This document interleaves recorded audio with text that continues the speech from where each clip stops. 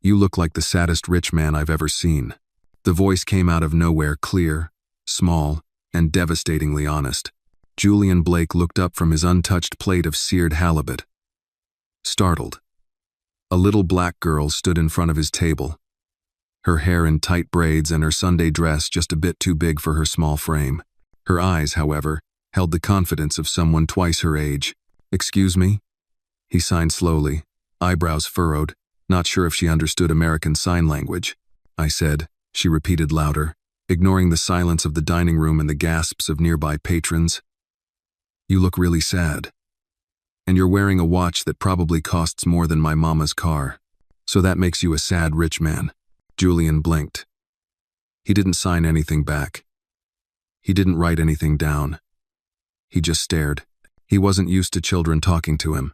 He wasn't used to anyone talking to him, at least not without pity, awkwardness, or calculation behind their eyes. The little girl wasn't afraid. She crossed her arms and tilted her head like she was studying a puzzle. "Don't you have anyone to eat with?" Julian let out a breath, leaned back, and quickly scribbled on the notepad he always carried. "Please leave me alone. I'm eating." The girl read it, scrunched her nose, and replied, "That's kinda rude. My mama says people who eat alone all the time start to smell like silence." Julian almost choked on his wine. A nearby waiter approached nervously. "Anna," he whispered harshly, "you can't bother customers." "She's not bothering me." Julian signed with sharp, irritated movements. But his tone wasn't angry. Just defensive. "Mr. Blake, I'm so sorry," the manager said, hurrying over now. "She's the daughter of one of our servers. I'll make sure she goes back." Julian stood up abruptly, his tall frame and sharp suit silencing the apologies mid-air. He looked down at Anna, then at the manager, then picked up his pen again. "Let her talk. She's the only person who said anything honest to me all week." The manager hesitated.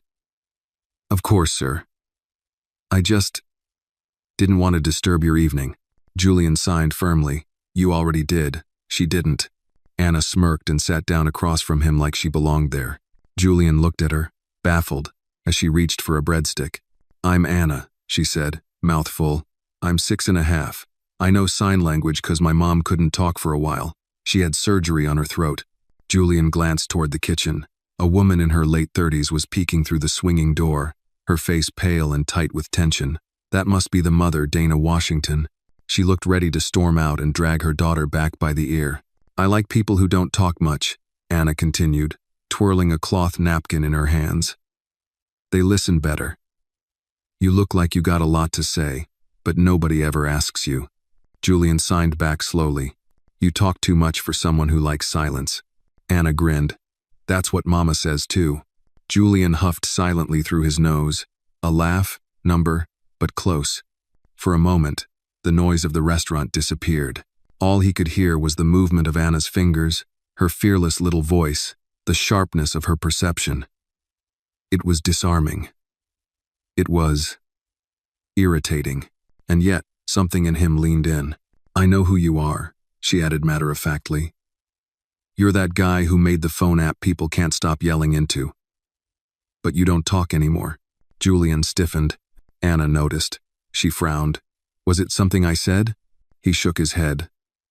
Then, slowly, he wrote, "Car crash. Lost my voice box. Doctors tried. Didn't work." "Oh," she said softly, finally quiet. She folded her hands. "That's really sad. Is that why you're mean?" Julian raised a brow. Anna rushed to explain, waving her hands. "I mean not bad mean. Just like grumpy grandpa mean. Like you don't want friends." Julian tapped his pen against the notepad. Slowly, he wrote, "What makes you think I want a friend?" Anna shrugged. "People who don't want friends don't let little girls eat breadsticks at their table." If this story touched your heart, let us know in the comments below. Tell us where you are watching from. Don't forget to like the video and subscribe to the channel for more powerful stories like this. Julian stared at her. Then slowly he pushed the bread basket closer. From behind the kitchen door, Dana stepped out, looking alarmed. "Anna!" she called sharply. Anna jumped in her seat.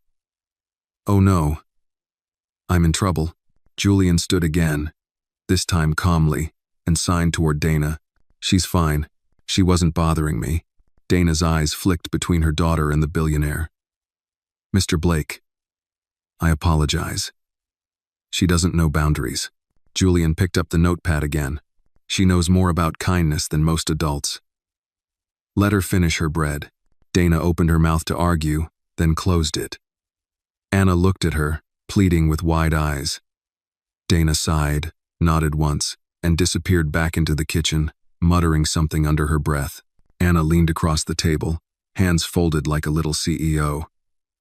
You know, my mom doesn't trust people like you. Julian signed. Smart woman. But I do, she said. You're sad, not scary. That's different. Julian felt a weight shift in his chest. A strange, foreign thing. Not happiness, not yet. But something warm. Something alive. Anna slid out of the booth. Okay. I gotta go. If you're here next Thursday, maybe I'll bring my sketchbook. I draw faces. You have a really sad one, but I think I can fix it. She didn't wait for permission. Just waved and skipped off, leaving behind a mess of breadcrumbs and the faintest trace of hope. Julian sat down slowly, still watching the kitchen door. He picked up his pen one more time and wrote something he hadn't written in years. That girl might just be my first conversation in 7 years. And it wasn't awful. Julian Blake returned to La Vida the following Thursday. He told himself it was for the food or the routine, the familiarity, but as his driver opened the restaurant door and the maitre d' greeted him with the usual reverence, he found himself scanning the room for a flash of braids and mischief. She wasn't there. He sat at his usual table, table 14, back corner, by the window. The same wine, the same dish. But something was different. The silence, which had once been a blanket he wrapped around himself, now felt oddly cold. He picked up his phone, opened the Notes app. Thursday, 6:46 p.m.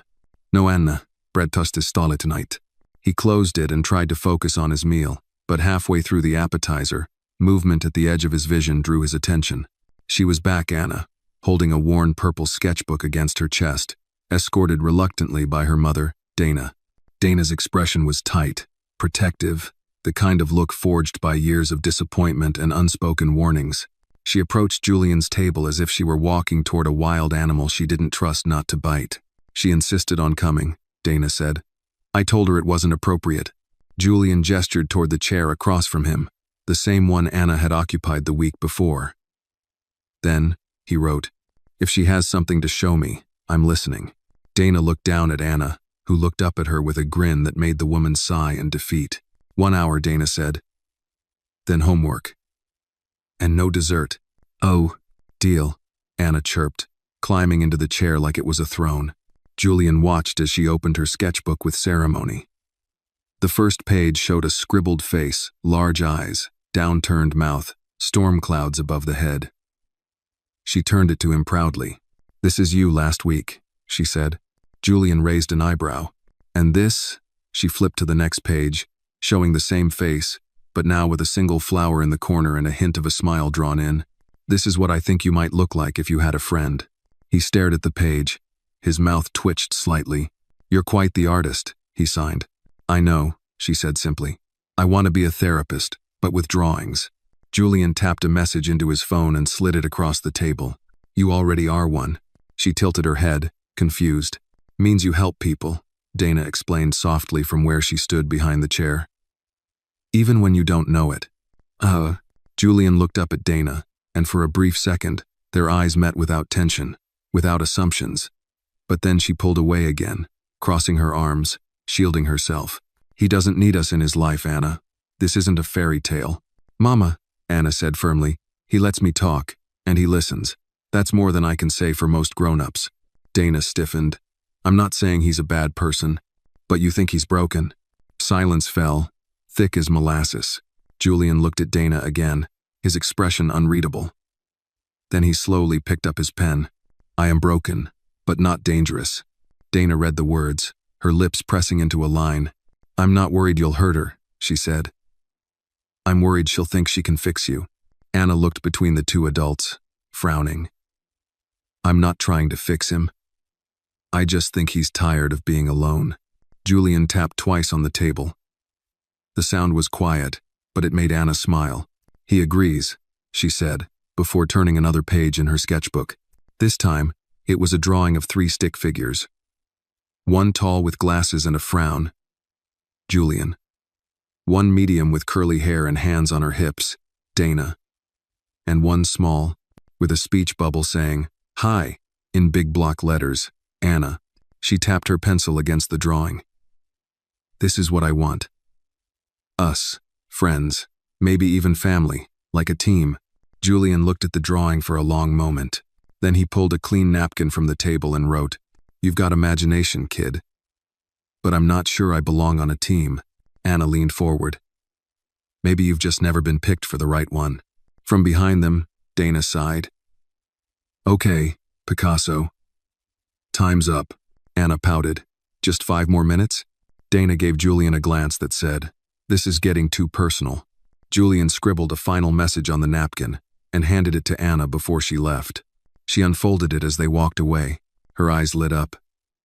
"Mama, he wants to see more drawings next week."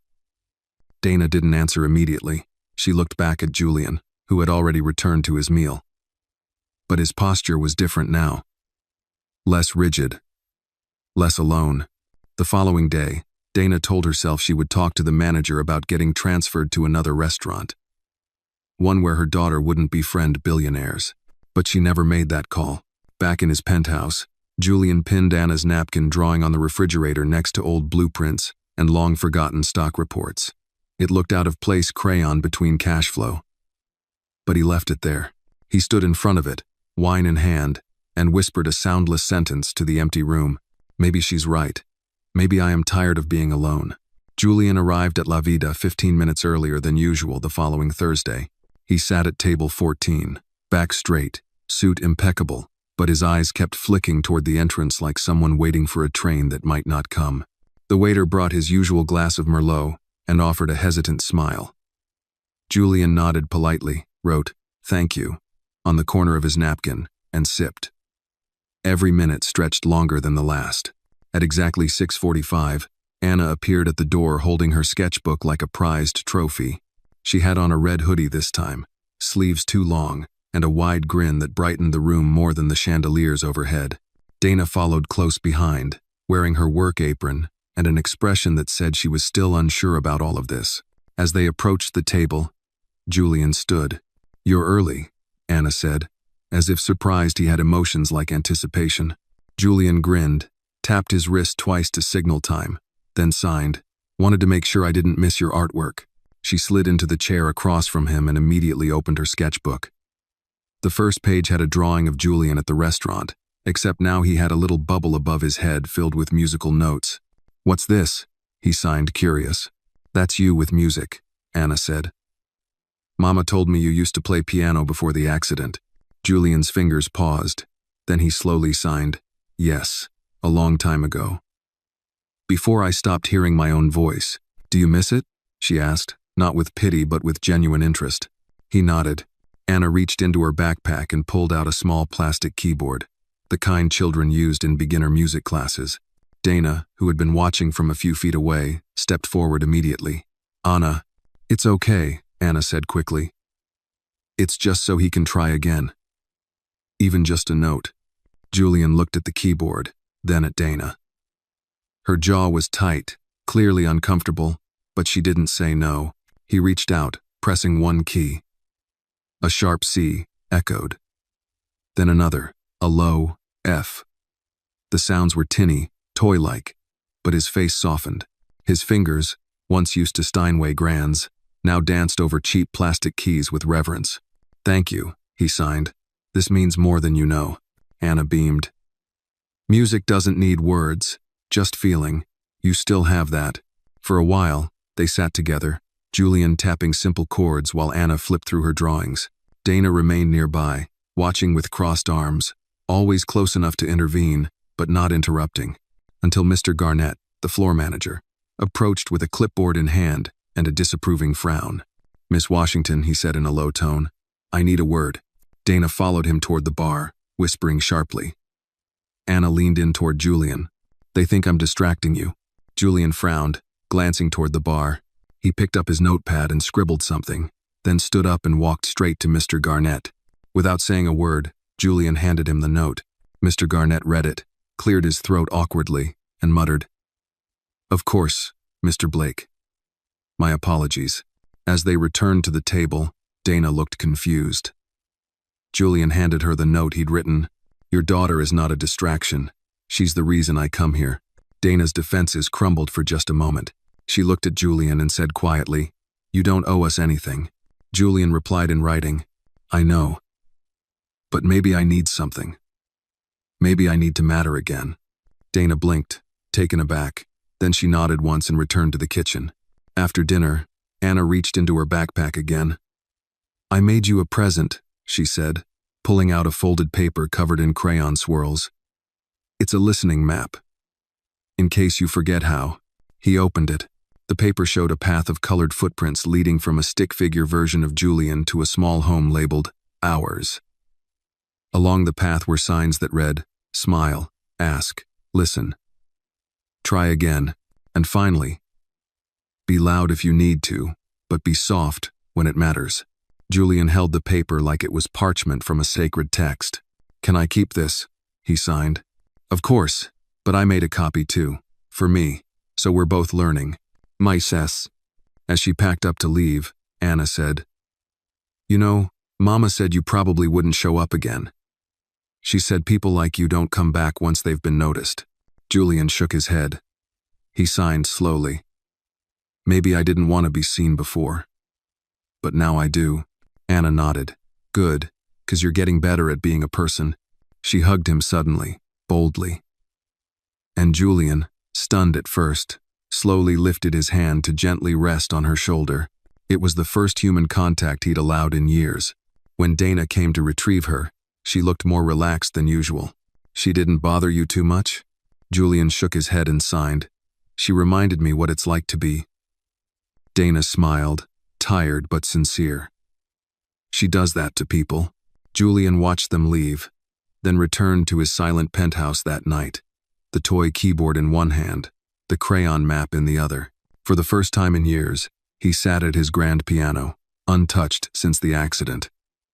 He placed the little keyboard on top of it, fingers resting lightly on both, and for just a moment, he played not for the world, not for the press, not for his legacy, but for the girl who had taught him that fingers could still sing. And somewhere in that quiet apartment, filled with ghosts of who he used to be, music began to rise. Julian Blake wasn't used to waiting for people. In the boardrooms where his voice once commanded silence, people waited on him for decisions, for funding, for approval. But now, every Thursday, he waited for a 6-year-old girl with a sketchbook and eyes like truth. He waited like it was the most important meeting of his week. And tonight, she didn't come. Table 14 felt colder than usual. The napkins were still folded perfectly, the wine just as rich, the food just as beautifully plated. But none of it mattered. The little chair across from him remained empty. And Julian found himself glancing at his phone every few minutes, hoping for an email, a text, a sign. Nothing. He wrote a note on his phone. Thursday, 7:19 p.m. "No, Anna.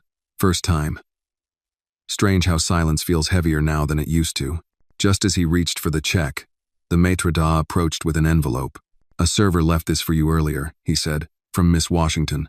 Julian took it with trembling fingers and opened it slowly. Inside was a folded sheet of notebook paper, written in a child's uneven handwriting.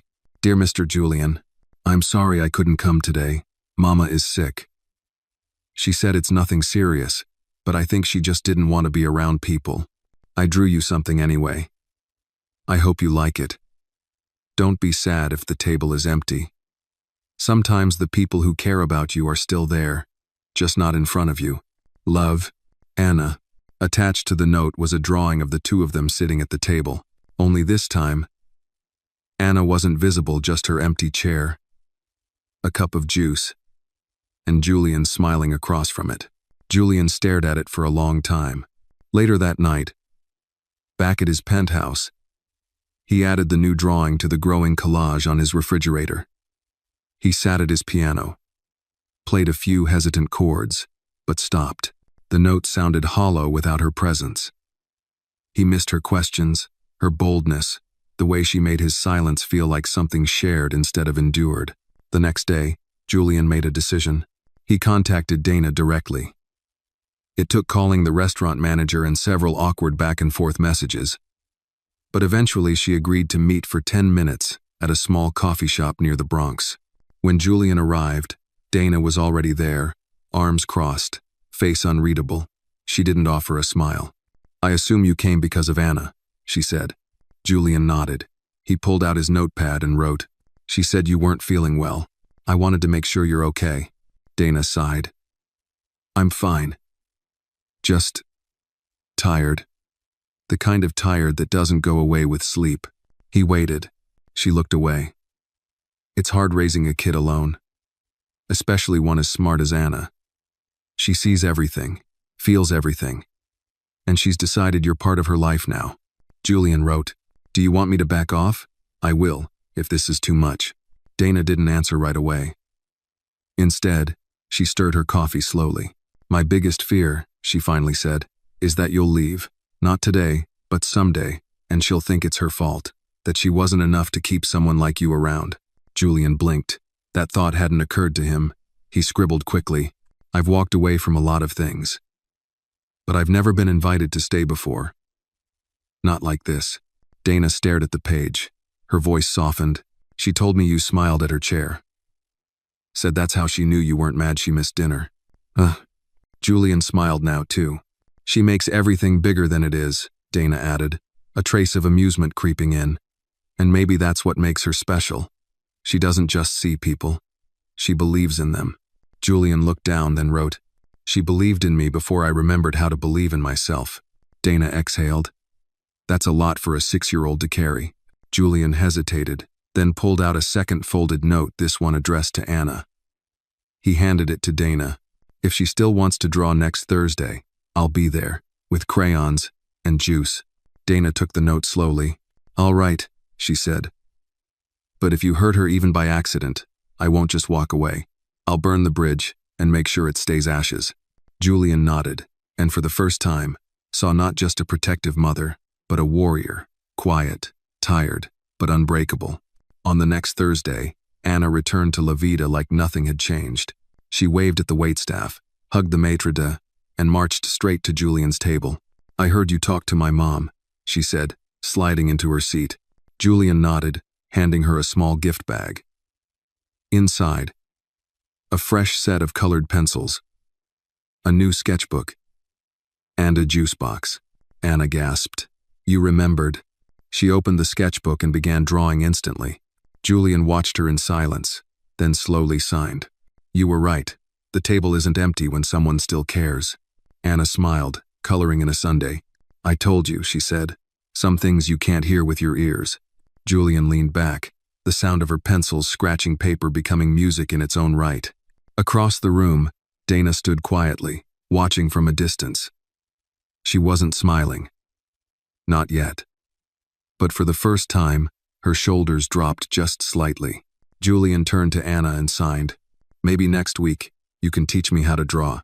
Anna laughed. "It's easy. You just have to stop trying to be perfect." Julian nodded, as if that were the hardest lesson of all.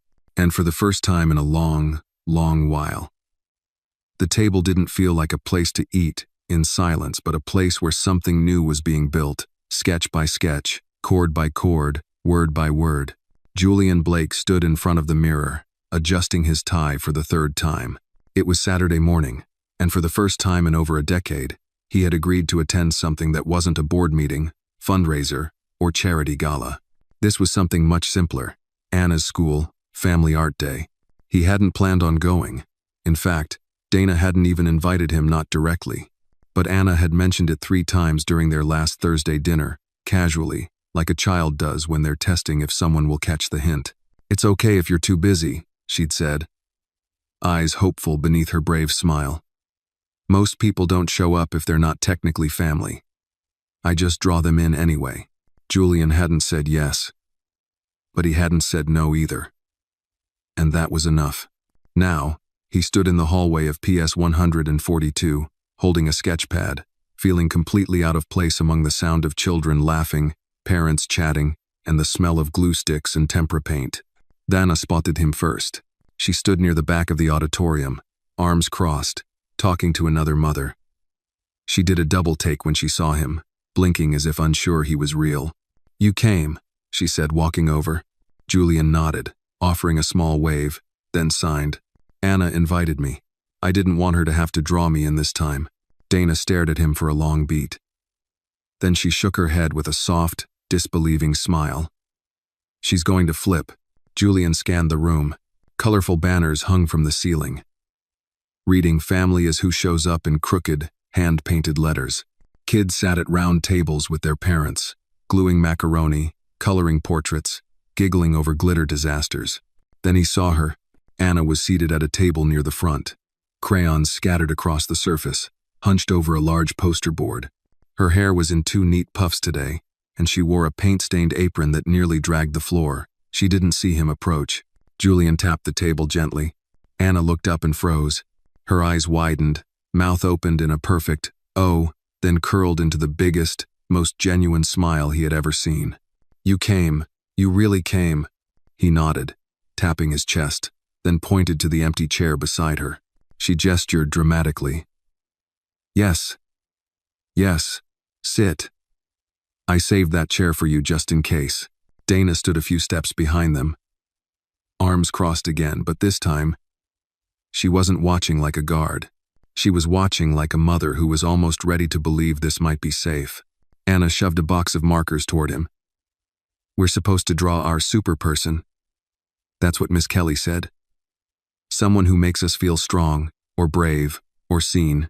Julian raised a brow and pointed to her sheet, where she was already sketching a familiar figure, a tall man in a suit, seated at a restaurant table, with a little girl across from him and music notes floating between them.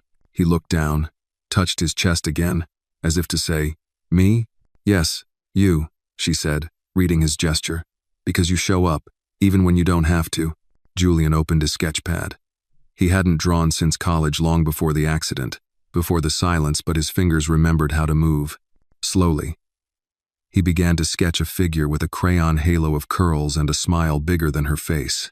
Halfway through, Anna leaned over. "What's that?" she asked, pointing to a small, scribbled shape he'd drawn beside her in the picture. He signed, "A piano.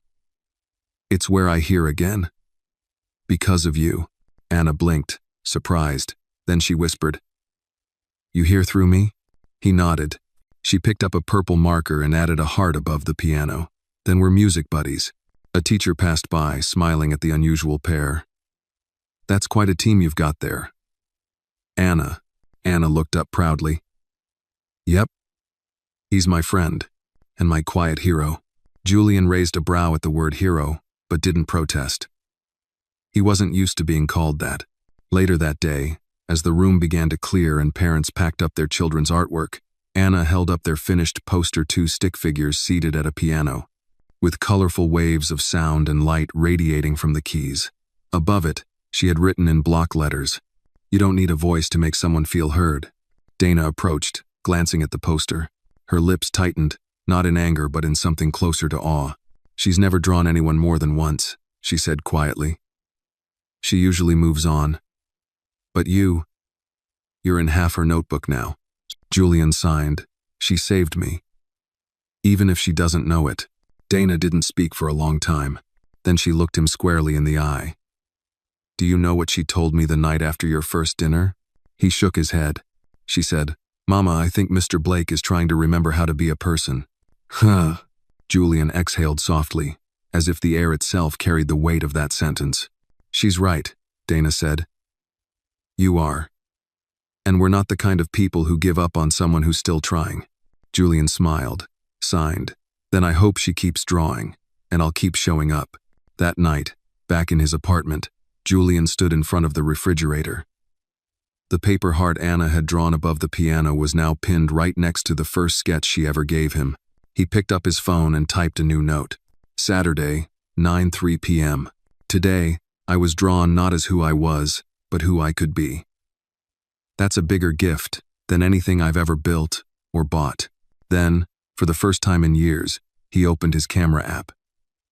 Slowly, with hesitation but a smile in his eyes, he turned the lens on himself, and he took a picture, not for a press release, not for investors, not even for legacy, just a man with a missing voice, smiling beside a child's drawing, proof that sometimes the smallest hands rewrite the deepest silences.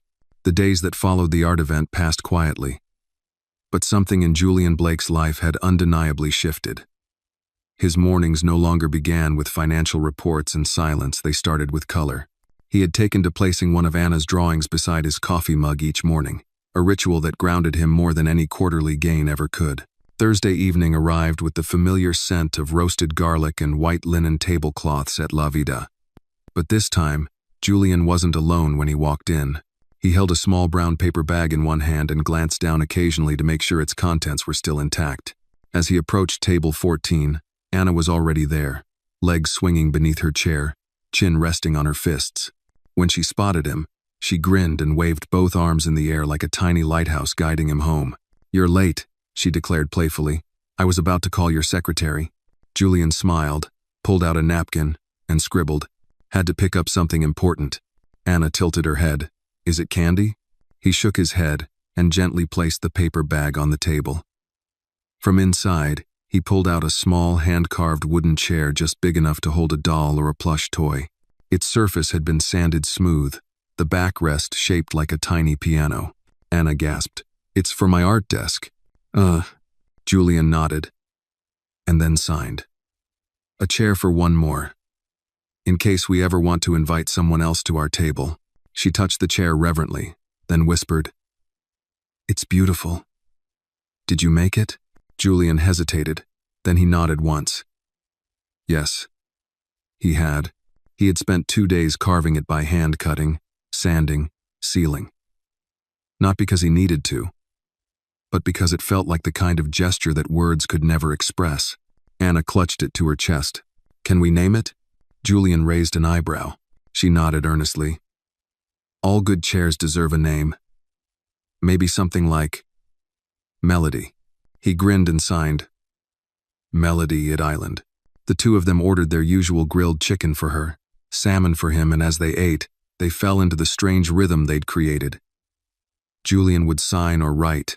Anna would chatter, draw, or mimic signs she was learning.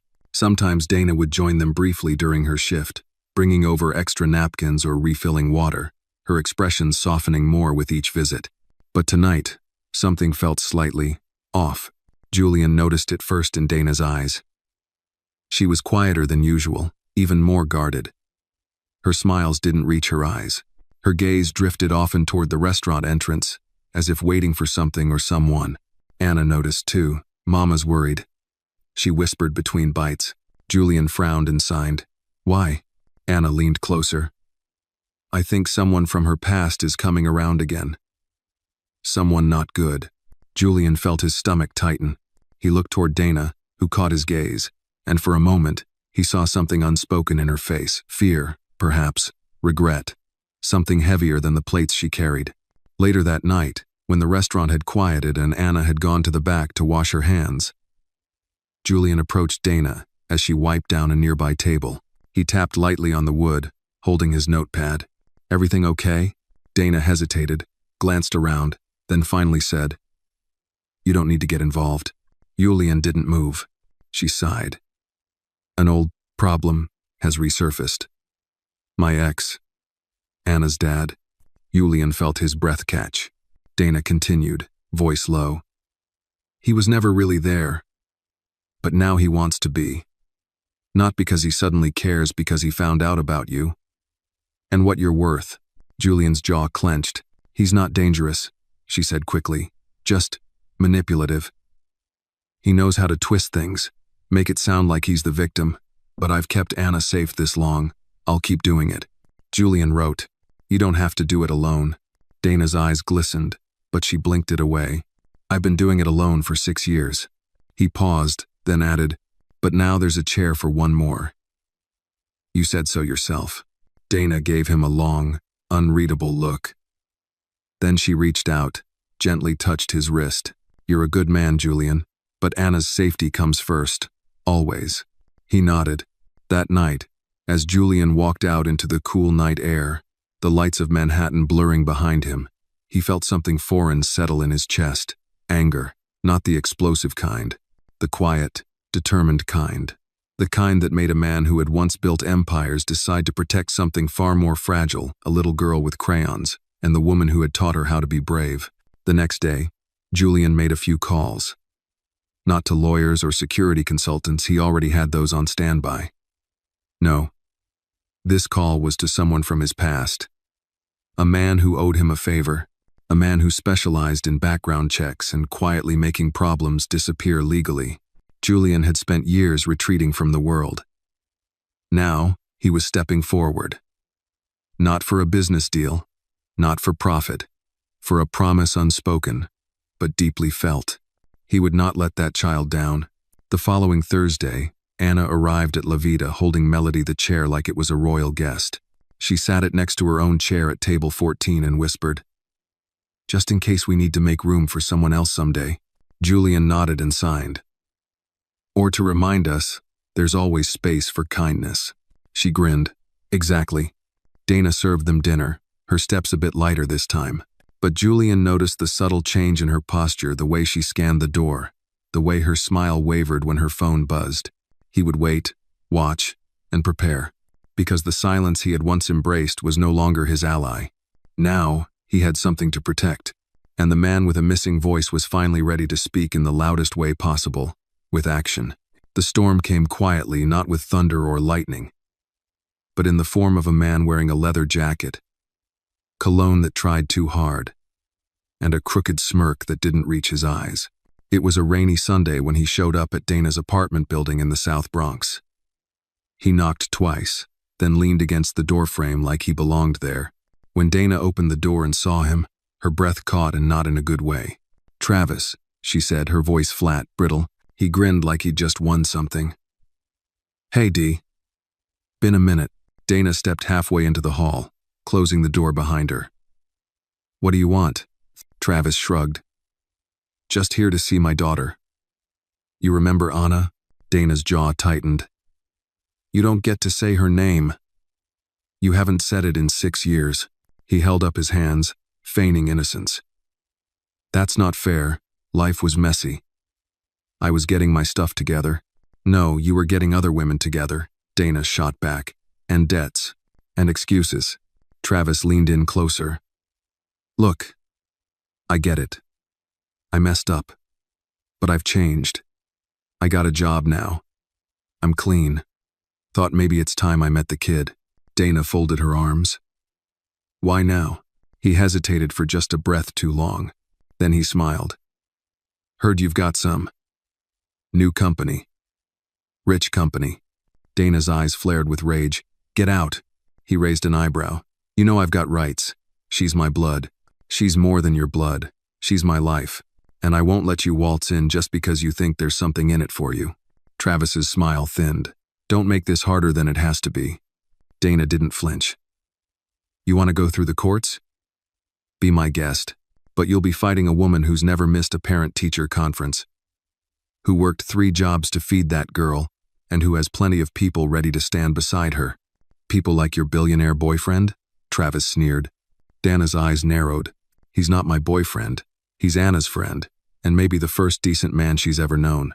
Travis stared at her for a long moment, then leaned closer.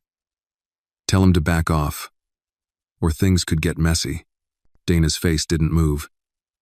"If anything happens to me or my daughter, I will make sure you never walk into another room without someone watching you."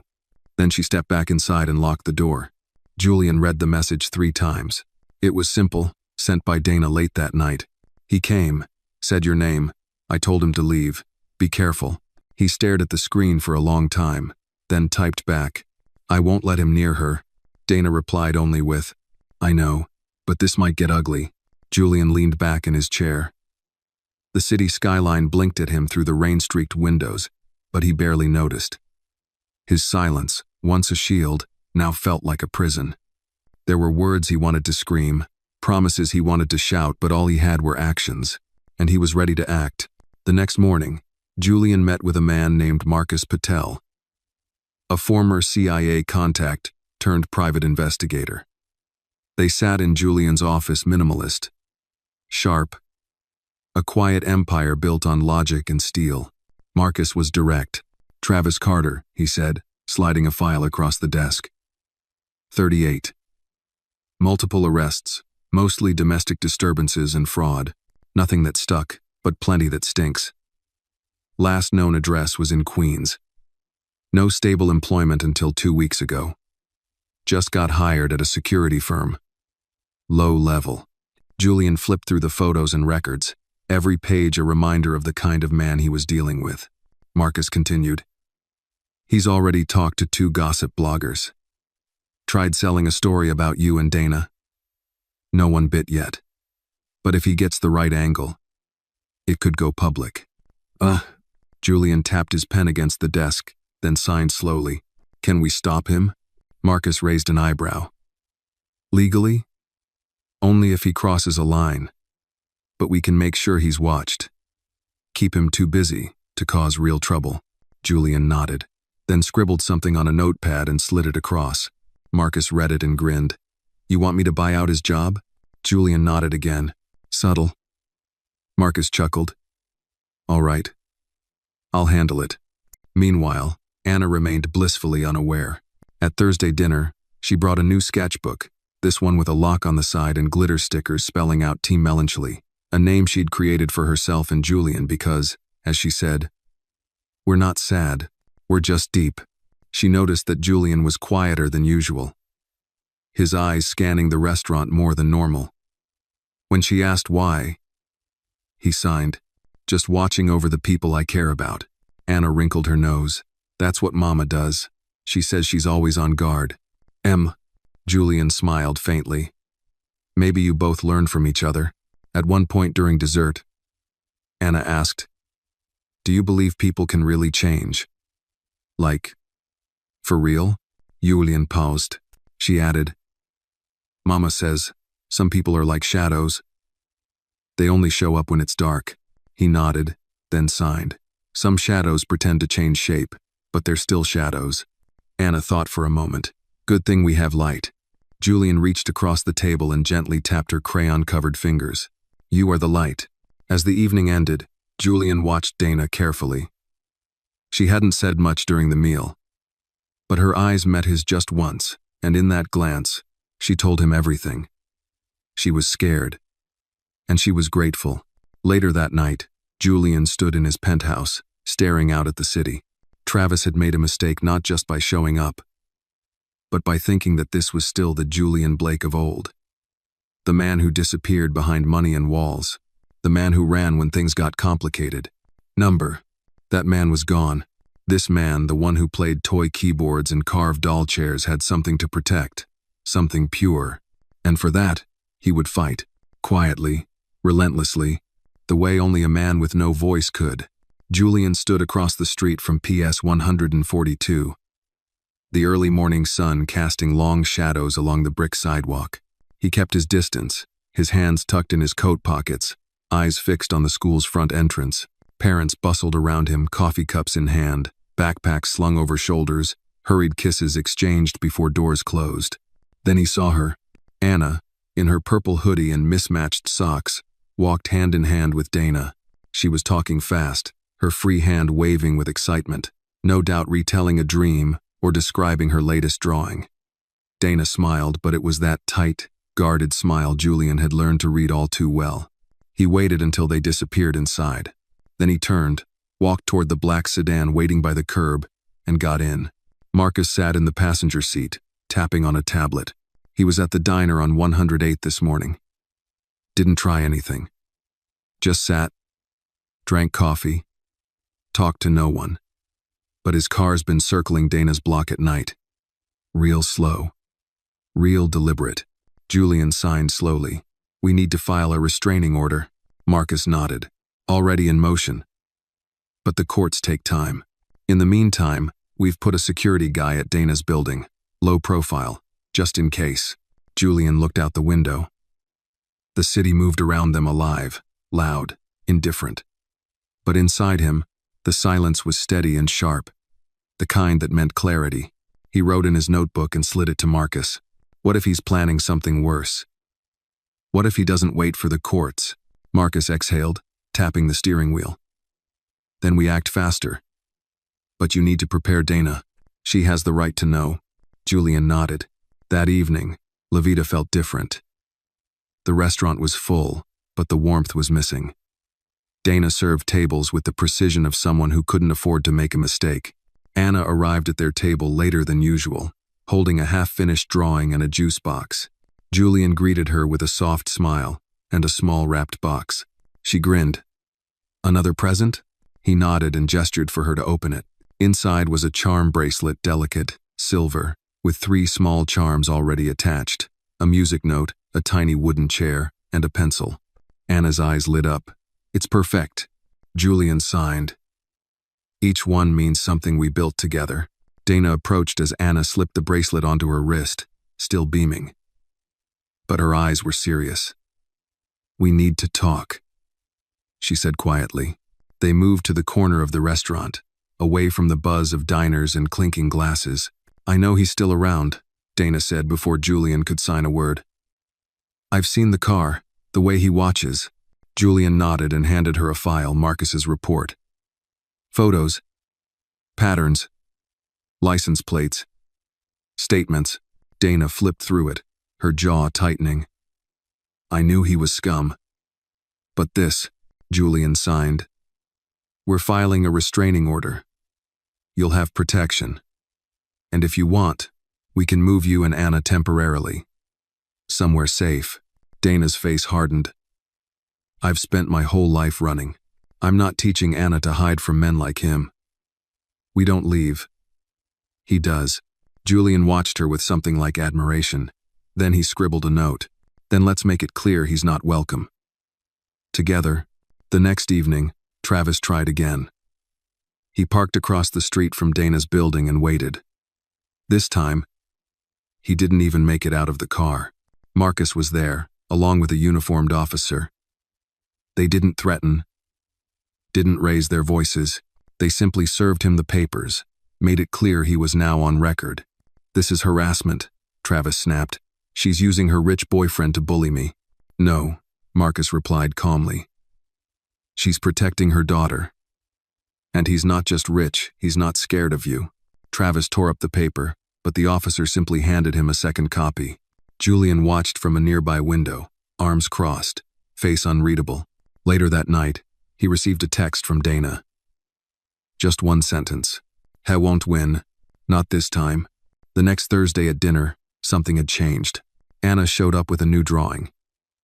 It was a castle tall, shimmering, with a huge piano in the grand hall and a chair labeled Melody beside it. At the front gate stood a knight in a sharp suit, holding a sign that read, No shadows allowed. Julian smiled. Signed, Is that me? She giggled. You're the only knight I know who doesn't talk but still fights dragons. Dana sat with them for longer than usual that night. She even laughed once, really laughed when Anna smeared chocolate mousse across her nose by accident. Julian caught the moment on his phone. He didn't post it, didn't share it. He just saved it. For a long time, he had lived surrounded by legacy skyscrapers, business deals, plaques on walls. But none of it mattered like this did. This was the legacy he wanted now. A girl with a bracelet, a woman with a spine of steel, and a wooden chair at a table built for 3. As they walked out of the restaurant that evening, Anna reached up and took Julian's hand. She didn't ask. She didn't say anything.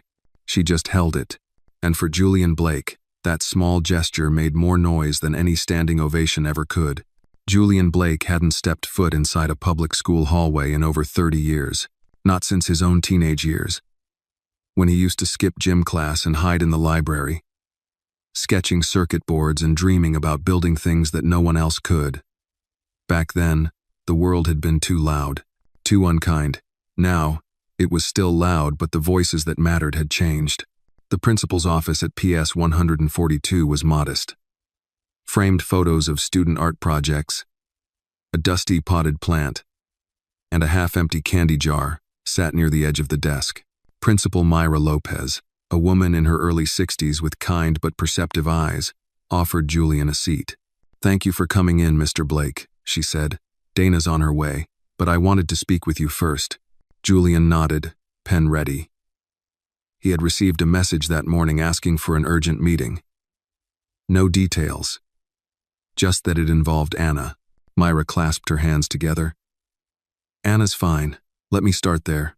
She's not in trouble, and no one was hurt. But we had an incident today. One of the new lunch aides overheard something that raised concerns." Julian's fingers froze over the notepad. "She apparently told a few classmates that she was worried someone might try to take her away from her mom," Myra continued. "That someone was watching their building. She said, and I quote, 'Mama said the shadows are back.'" Julian looked down, heart pounding. She's a bright girl, perceptive, but when a child starts using that kind of language, it raises red flags. "We want to ensure her environment is safe, emotionally and physically," he wrote. "She's telling the truth." Then after a moment, her biological father resurfaced. "He's been warned, watched, legally restrained. But Anna knows more than she should." Myra frowned. "It's not unusual for children in tense situations to absorb more than they're meant to. But Anna? She doesn't just absorb. She understands. And she's scared." Before Julian could respond, the door opened and Dana entered, face flushed, eyes sharp. She looked at Julian, then at Myra. "I came as fast as I could. Is she okay?" "She's fine," Myra said gently. "She's in the art room with Miss Kelly. We didn't want to alarm her, but we did want to talk with both of you about next steps." Dana sat beside Julian, her body stiff. "What kind of next steps?"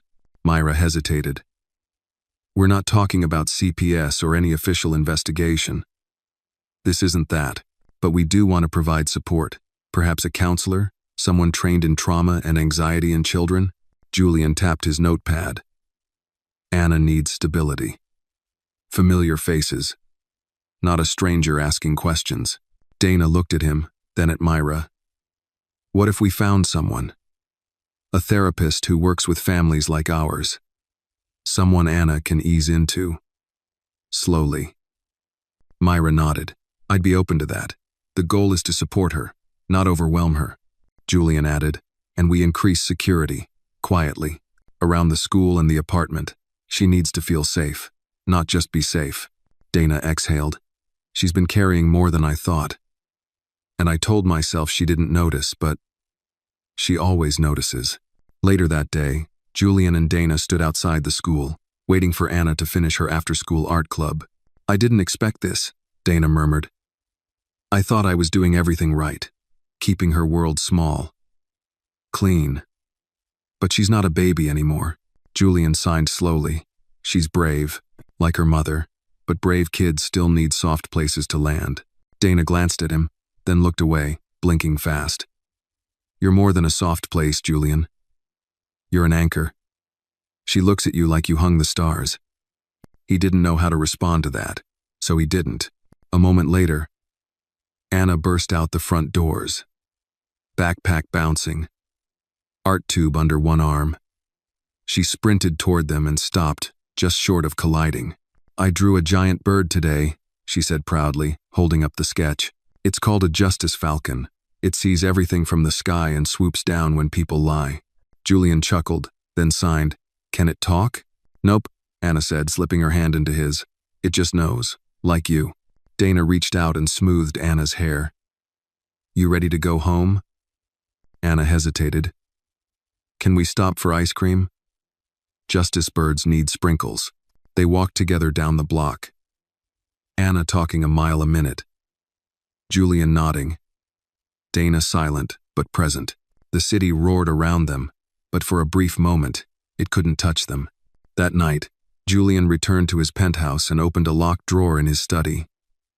Inside were relics of another life: patents, deal memos, awards, old family photographs, long folded at the corners. But he reached past them and pulled out something new: Anna's Justice Falcon sketch. He pinned it to the corkboard on his wall. Beside it, he added a sticky note. Some birds don't sing. They watch, and when the time comes, they act. Julian Blake wasn't done watching. But soon, very soon, it would be time to act again. It was just past 9 p.m. when Dana's phone rang. She was in the kitchen, packing Anna's lunch for the next day: peanut butter and jelly, apple slices, and a little folded napkin with a hand-drawn heart. The ringtone wasn't familiar. Unknown number. She almost ignored it. Almost. But something in her gut said answer. Hello? A pause. Then a man's voice, low, mocking. Did you think a piece of paper would stop me? Her blood turned to ice. Travis, you think you can hide behind that mute billionaire forever? He can't protect you when the lights go out. Dana didn't respond. She quietly reached over, hit the record button on her phone, and slid it onto the counter. I know your patterns, D, Travis continued. Where you shop, where you drop Anna off. That fancy little restaurant with your new lapdog, table 14, right? Cute. Dana's voice was steady, but her heart was pounding. If you come near my daughter, you'll do what? He laughed. Call the cops again? That worked so well last time. He hung up. Dana stared at the screen for a long second. Then she grabbed her keys, ran to Anna's room, and gently lifted her from bed. Mama, Anna mumbled sleepily. We're going to Julian's, sweetheart. Just for tonight. Julian was already standing at the elevator by the time they arrived. He didn't ask questions. He didn't need to. Dana handed him her phone and said, He called. Julian played the recording twice, jaw tightening with each replay. Then he nodded once and pulled out his phone. A single text was sent. Phase 2. Now, 10 minutes later, Marcus arrived. We've got enough to press for full enforcement, Marcus said. Threats, stalking, violation of the order all on record. But I'll be honest, Dana. This guy's not going to be stopped by court documents. Then what will stop him, she asked. Marcus looked at Julian. Pressure. Quiet pressure. We dig deeper. Find what he's hiding. Everyone's afraid of something. Dana pulled the blanket tighter around Anna, who was curled up on the couch in Julian's penthouse, already half asleep again. I want him gone, she said. Not just out of New York, out of our lives. Julian signed. We'll make that happen. No noise. No attention. Just gone. The next morning, Julian made an unannounced visit to a place he hadn't seen in over a decade, an old industrial property on the west side that once served as a storage hub for one of his lesser-known subsidiaries. It was supposed to have been sold, forgotten, but Julian had kept it for a reason.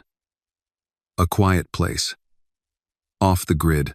Now, it would serve a new purpose. He met Marcus there and handed him a folder. Inside were banking records, loan defaults, and a curious series of wire transfers linked to Travis Carter. All traced, all legal, all damning. He borrowed from someone dangerous, Marcus muttered, flipping pages. This isn't just payday loan territory. This is cartel money. Julian signed. Leverage. You said everyone fears something. Even him. Marcus whistled low. This could bury him. Julian tapped the folder. Use it. But do it clean. No threats. Just truth. Let him understand who he's dealing with. That evening, Julian brought dinner to Dana's apartment himself, takeout from La Vida, of course. Packed in warm containers. Anna tore into the breadsticks like they were gold. They sat on the living room floor, picnic style. No pretense, no noise. Just a family in the making. Healing one quiet bite at a time. Why do people turn mean? Anna asked suddenly, looking between them. Julian paused, then signed. Some people are broken. Others were never built right to begin with. Dana added softly. But broken doesn't mean dangerous. And dangerous doesn't mean invincible. Anna nodded solemnly, then held up her wrist, the charm bracelet glinting in the lamplight. I think this bracelet makes me brave, she whispered. Julian smiled and tapped the music note charm gently. It reminds you you're not alone. That's even better. After dinner, Julian stayed behind while Dana put Anna to bed. When she returned, she found him in the kitchen, washing dishes without being asked. She leaned against the doorway and watched him, arms crossed. "Not many billionaires do dishes," she said. Julian turned slightly, smirked, then scribbled on a nearby notepad. "Not many billionaires learn sign language for a 6-year-old either." Dana laughed, the sound soft and real. Then she stepped closer. "I don't know what this is," she said. "You and me, you and Anna. But it's the first time I've felt, not alone, in a long time." Julian turned to face her. His hand hovered mid-air, then slowly signed. "I don't want to protect you out of guilt or charity. I want to protect you because I care." She touched his hand. "I know." Then, almost shyly, she added, "You don't always have to sign everything. I can feel what you mean." Julian took a slow breath, and for the first time in years, he tried to speak. No one had asked him to. He simply wanted to. His vocal cords strained, unused, damaged, but beneath the gravel and broken rhythm, a single word made it out. "Stay." Dana's eyes widened. "Julian." He tried again. "Stay." Rough, crooked, but there. Dana didn't respond with words. She stepped forward and wrapped her arms around him, slowly, like someone unsure if a man made of glass could break from touch. He didn't break. He held her back. Outside the window, the city breathed its usual chaos, but inside the apartment, it was quiet, peaceful, and for Julian Blake, silence had never felt so full. The morning after Julian truly spoke, something changed in the air between him and Dana, not in loud, sweeping ways, but in the subtler things. The way she handed him his coffee without asking how he takes it, or the way he lingered a little longer when walking Anna to school. There was an invisible thread connecting the three of them now, built not on words, but on presence. Still, shadows didn't vanish just because light had entered the room. Marcus called early that morning with an update. He blinked. Marcus said over speakerphone as Julian sat at the breakfast table, watching Anna add whipped cream to her oatmeal. Travis backed off. "He's been calling numbers tied to offshore accounts, trying to clean things up." The threat of exposure rattled him. Julian signed. "He'll run." "That's what men like him do when someone shows them a mirror." "Not yet," Marcus replied. "But he's scrambling. And here's the kicker, we found out he's been feeding photos to a gossip blog. No one credible. Just one of those sleazy sites that run stories about secret celebrity children and alien sightings. But still, he's trying to sell a story about you and Anna. Twist it. Make it look like you're buying her silence." Julian's face hardened. Dana looked up from the kitchen, catching the tension in his body. "What is it?" Julian wrote it down. She read, lips tightening. "We can't let that happen." Anna, oblivious, was now decorating her oatmeal with rainbow sprinkles. "I'll talk to the blog directly," Marcus added. "Use some pressure, legal threats, maybe a payment if it comes to that. But we can't let the story get traction." "Not for Anna's sake." Julian nodded once, then signed, "Do what it takes. I don't care what it costs."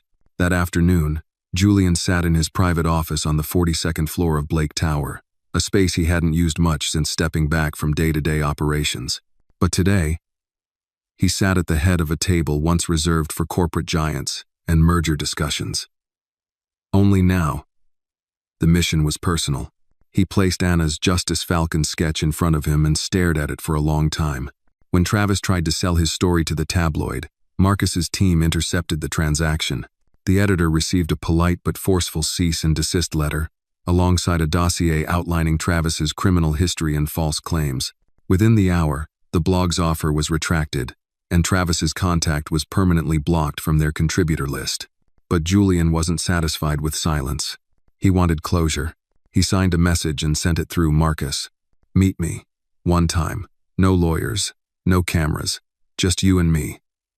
You owe Anna that much." To Julian's surprise, Travis agreed. The meeting was set for dusk. Neutral ground, an abandoned lot, where Julian once planned a low-income housing project that never received city funding. There were no eyes there. No judgment. Just rusted fences and broken promises. Julian arrived first. He stood in his usual tailored coat, but his hands were bare, no gloves, no assistants. Just him. A man who once ruled industries, now waiting for someone who once ruled nothing but fear.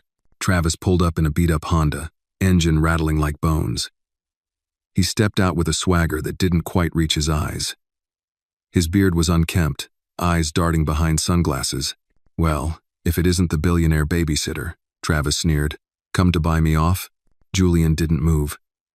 He simply held out a file one Marcus had prepared with every shady deal, every borrowed dollar, every broken promise Travis had made to the wrong people. Travis took it, glanced through it, and paled. "You've been watching me?" Julian didn't answer. He slowly signed. "You hurt Dana. You scared Anna. You came into their world not to love, but to leech. I could destroy you. Publicly, legally, completely, but I won't." Travis stared, tension thick in his jaw. Julian stepped closer, his eyes sharp. "I'm giving you one choice. Leave. Disappear. I'll even pay your way out. One last act of grace for her sake." He pulled out a check already signed, untraceable. Enough to start over in a town where no one knew him. "Why would you do this?" Travis spat. "She's not even your kid." Julian stepped even closer, nose inches from the man. He didn't need a voice. His silence carried thunder. He signed, "Because she's more mine than you ever were her father, and because I fight for what matters. You just run from it." Travis took the check, pocketed it, his mouth twisted, something like guilt flickering in his eyes. He turned without another word, got into the car, and drove away. Julian stood in the silence afterward, letting the cold wind whip against his coat. It was done. 3 days later, Dana stood at the entrance of La Vida, waiting for Julian.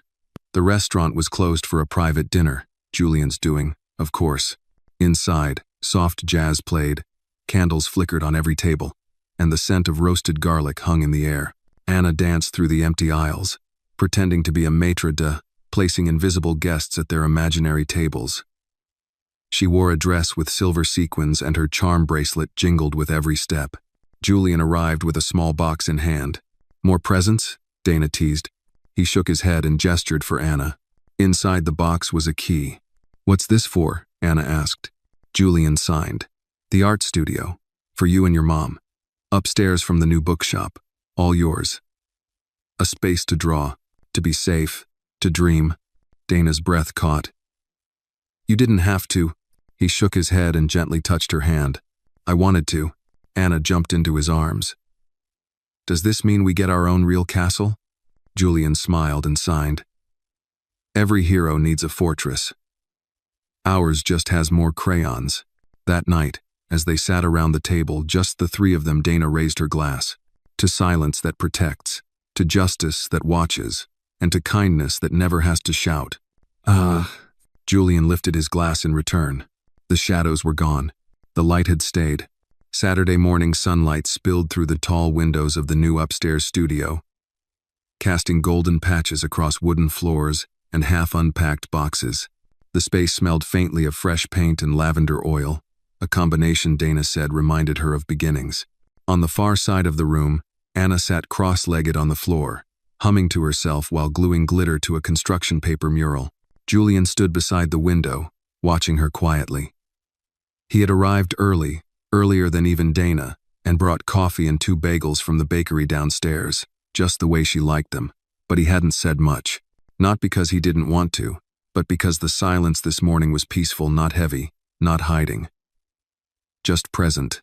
Dana entered moments later, carrying a small box labeled Memories. She set it down near a shelf and wiped her hands on her jeans. "Remind me again why I thought starting over meant lifting 10 years' worth of junk up a flight of stairs?" Julian smirked and raised an eyebrow, then scribbled, "Because we build what matters with our own hands, even when it's heavy." Dana chuckled. Philosophical and passive, aggressive, impressive combo. She joined him by the window and looked out. The view was humble, a quiet street, a bookstore across the way, an elderly couple walking their dog. But it was theirs. "She's been asking about her real dad again," Dana said, quietly. Julian turned to face her. "Not because she misses him," Dana added quickly.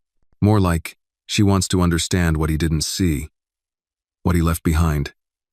Julian scribbled, "That's not about him. That's about her growing stronger." Anna suddenly called out from across the room, "Mr. Blake, come see what I made." He crossed the space in long strides and knelt beside her. She held up the mural. It was chaotic and colorful, full of skyscrapers, stars, and one large tree in the center with a crooked wooden chair beneath it. Julian pointed to the chair and raised an eyebrow. "It's your thinking spot." She grinned. "Remember? You always sit in that chair in the park when we feed the birds. So I made it magic." Julian signed. "Magic?" "Yeah," she said, eyes wide. "When someone sits in that chair, they can hear the truth. Even if no one says it out loud." "Oh." Dana stood behind them now, her arms folded, a soft smile tugging at her mouth. "That's beautiful, sweetheart." Anna beamed. "We could make a real one, you know, in the studio, with wood and tools and everything." Julian nodded. He would build it, no question. Later that afternoon, while Dana took Anna downstairs for ice cream, Julian stayed behind. He moved through the space slowly, organizing brushes, stacking sketch pads, wiping down tables, but his mind wasn't on the task. It was on something Marcus had said earlier that week. Travis took the money. Marcus had confirmed. "He's gone. Louisiana, we think. New name, no heat for now." But someone else reached out. A woman. Said she knew him. Said she used to know you, too. Julian had almost dismissed it, until the name came. Elise. A name he hadn't heard in over 20 years. She had been part of the early days when Julian was still a rising engineer, building his first prototypes, still figuring out how to communicate without fear. Elise had been a storm brilliant, unpredictable, gone one morning without a note. Now she wanted to talk. Julian hadn't decided yet if he would answer. When Dana returned, she found him sanding a block of oak by the window. "Let me guess," she said, dropping her purse. "You're already building the truth chair?" Julian nodded and handed her a pencil. "Draw the design. I'll make it real." They spent the next hour sketching side by side, Anna joining halfway through with her markers and glitter glue, insisting on a hidden drawer for secrets and wishes. And slowly, piece by piece, the idea became form. But peace never lingers too long. That evening, Julian received an email. Subject, "We need to talk." From Elise. "You owe me 5 minutes. For the past. For the truth. Meet me, alone. You know the place." He stared at the message for a long time, his fingers unmoving over the keyboard. The place he knew exactly what she meant. The observatory. The one they used to visit at midnight in Brooklyn Heights. Where they watched stars they couldn't name, and talked about futures they'd never have. Dana noticed his shift in energy that night. They were having tea in the studio, Anna already asleep on a beanbag chair, clutching her sketchbook like a teddy bear. "What's wrong?" she asked gently. Julian hesitated, then handed her the phone. She read it. Twice. "Elise," she murmured. "From before?" He nodded. "She's not just someone who disappeared, is she?" He shook his head. Dana looked at him, eyes steady. "Are you going to meet her?" Julian tapped. "I don't want her to stir things up. But I need to know what she wants." Dana didn't speak for a long moment. Then she reached across the table and took his hand. "Whatever comes of it, just know this place. This life. It's real. She's part of your past. We're your present." Julian swallowed hard and squeezed her hand. Later that night, long after Dana had gone home and the building was quiet, Julian stood in the unfinished studio, staring at the sketched plans of the chair. Outside, the city shimmered, unaware of the conversations to come.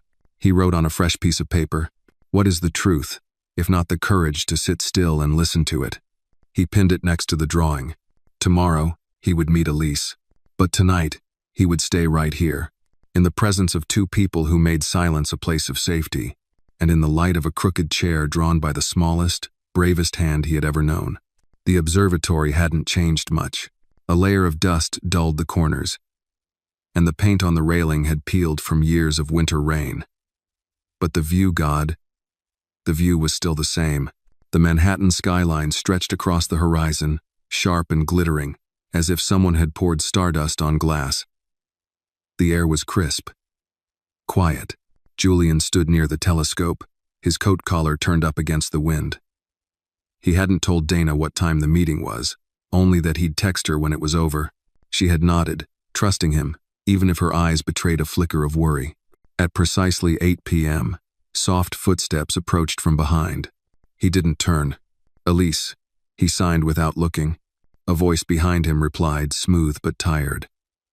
"You always did like your entrances wordless." He turned slowly. She looked older. They both did. Elise's auburn hair was streaked with silver now, and she wore a scarf wrapped tightly around her neck like armor.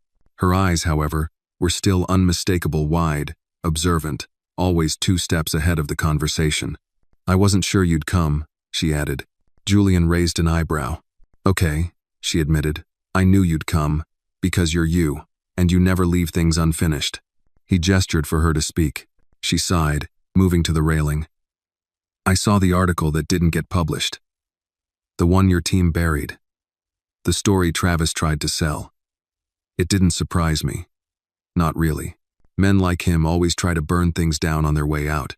Julian leaned against the railing, watching her carefully. "I didn't come back to make trouble," she said. "And I'm not here to dig up the past. I just..." She swallowed. "There's something I think you should know. About Anna, about Dana, about all of this." He narrowed his eyes.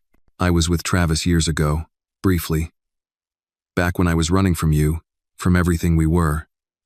She looked at him, her voice softer now. "I didn't know he was like that. I left him the moment I found out. But when I heard what happened, and when I saw the photo of Anna..." Julian's stillness sharpened. "She looks like my sister," Elise whispered. "Dana's mother. We're cousins, Julian." He blinked. A small shockwave rippled through him. "Dana doesn't know. We lost touch years ago. And when I left New York, I left all of it behind. But when I realized she was your Dana, and that Anna was being hunted by the same kind of man I once escaped..." Her voice cracked. "I had to come back." Julian slowly reached into his coat pocket, pulled out a small notepad, and wrote, "Why now?" "Because I have something that could help," Elise said. "Travis, he kept things. Records, videos, files on people he wanted leverage over. He used to brag about it, said it was his insurance plan." She pulled a flash drive from her coat. "I found it. I think there's enough in here to ensure he can never come near any of you again." Julian took the drive, staring at it. Then, slowly, he nodded. Elise's eyes searched his face. "I'm not here to reclaim anything. Not you, not the past. I just want to make it right." He signed, "You did." A silence settled between them. Then, before she could turn to leave, Julian tapped her shoulder gently and pointed upward. The stars were faint that night, but visible, the same constellations they used to trace with fingers in dreams. She followed his gaze, smiled sadly. "We used to name them, remember? Even the ones that already had names." He nodded. "I hope she's everything you needed," Elise said quietly. "The girl. And the woman." He didn't respond. He didn't need to. As Elise walked away, the city lights behind her, Julian remained still. He stayed there until the wind grew colder, until the sounds of Brooklyn faded into the background hum of memory. Then he took out his phone and texted Dana, "On my way home. I have something that will finally end this." Back at the studio, Dana sat curled up in a chair, her hands around a warm mug of tea. Anna was asleep in the corner, tucked beneath a makeshift tent of sheets and pillows. Julian entered quietly, his expression unreadable but calm. He handed the flash drive to Dana. "What is it?" she asked. Julian signed. "Insurance. Evidence. From someone who used to know me, and you. A connection I didn't expect." She wanted to help. Dana turned the drive over in her fingers. "This ends it?" He nodded. Her shoulders sagged with relief. "Then I think it's time." "For what?" She read from his hand signs. Dana walked over to the shelf, pulled down an old binder filled with sketches and notes. She handed it to him. "Plans." for a gallery. One that features children's art, community-led, low-income families. We've been dreaming it for years, Anna and me. But it always felt impossible. Julian flipped through the pages, crayon drawings, fundraising ideas, outlines for weekend workshops. A dream, one heartbeat at a time. He looked up. Let's build it, all of it. Dana smiled. With your money? He shook his head. With our purpose. She laughed, tired but free, as the evening settled into quiet. Julian sat by Anna's tent and gently brushed her hair back from her face. He didn't need to say anything. The storm had passed. The city outside kept moving, impatient, hungry, loud. But in this room, under the soft glow of overhead lights and childhood dreams, silence reigned. Not the kind that aches, the kind that heals. Tomorrow, they would start the next chapter. But tonight belonged to peace. The flyer was simple, just cream-colored paper with a sketched falcon in the corner and a heading written in soft cursive, "The Brave and the Small."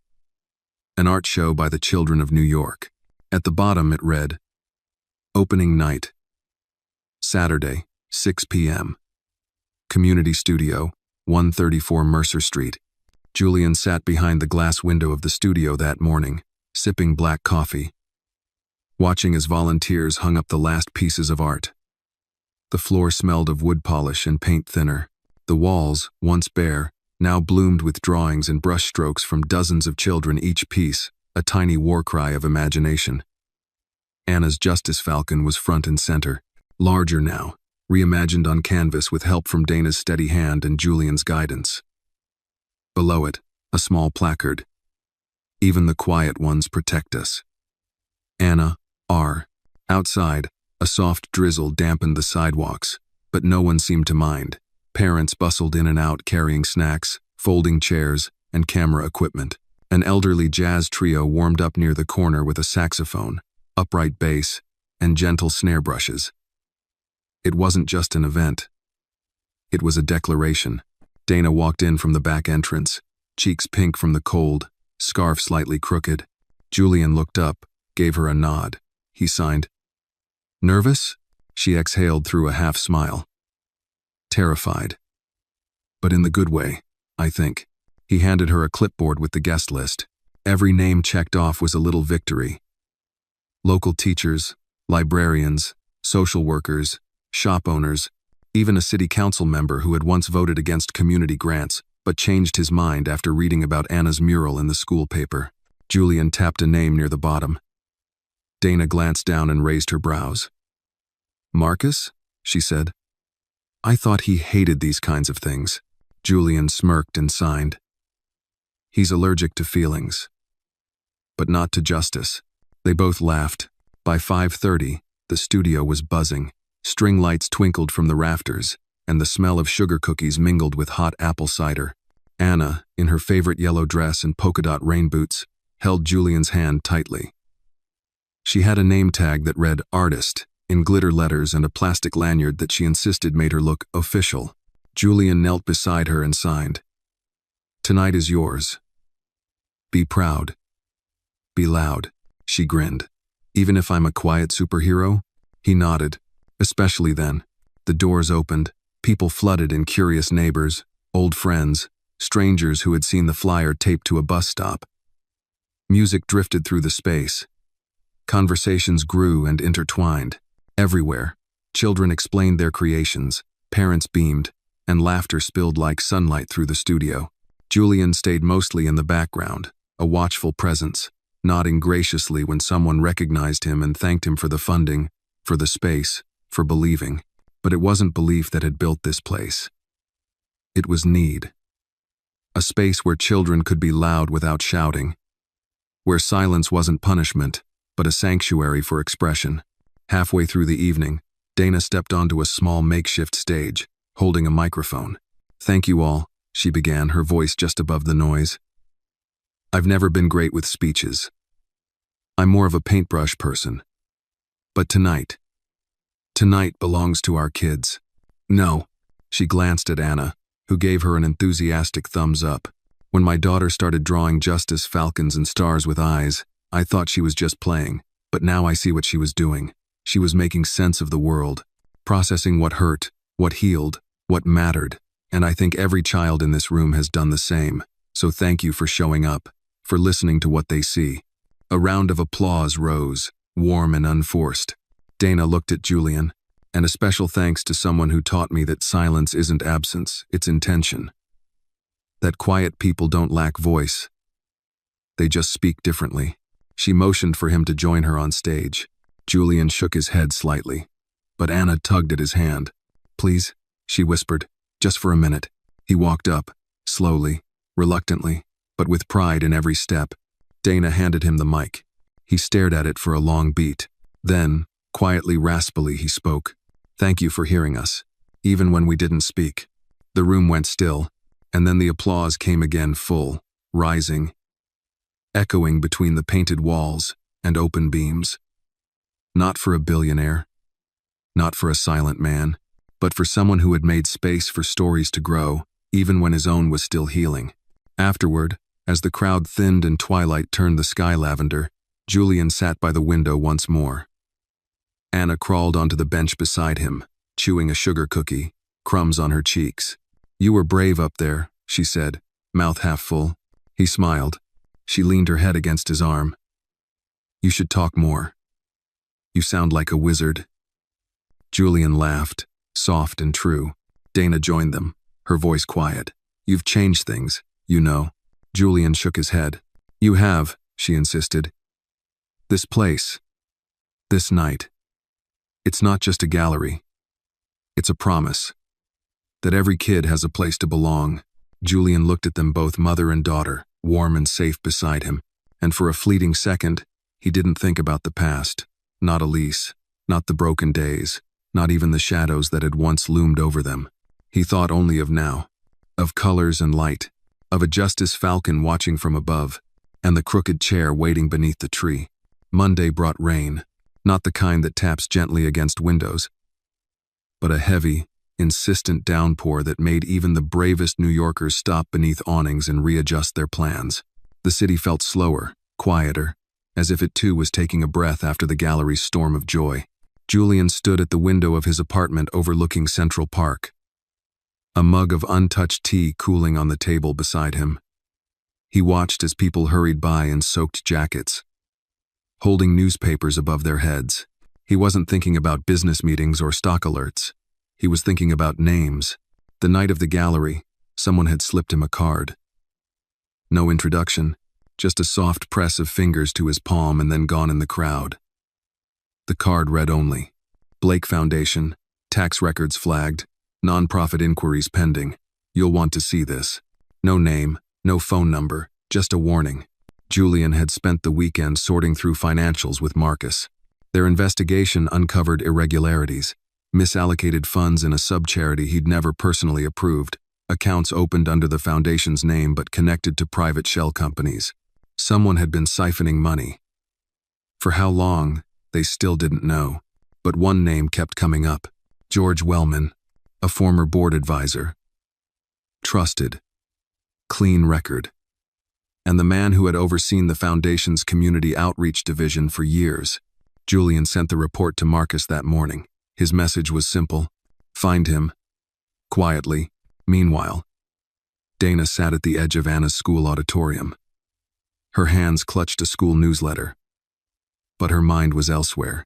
Something had been gnawing at her, small invisible things that didn't make noise but pulled at the corners of her peace.